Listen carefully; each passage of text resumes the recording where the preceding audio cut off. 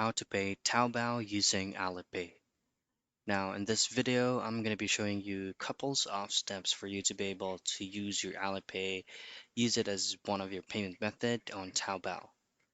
Now, first is you can go ahead and register your Alipay account by going directly into your account settings and choose on bank cards, and from there input your Alipay credentials, and you should be able to choose Alipay on your checkout page.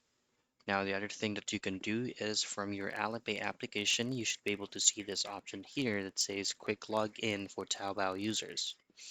Now, the last option that you can do, say for example, you would like to choose any of these products available right here on your checkout page, you should see this option right here and simply tap on that, select that, and then you will be redirected to choose one of your payment methods and input your bank card details from your Alipay credentials. And that's it. Those are the things that you can do for you to pay Taobao using Alipay.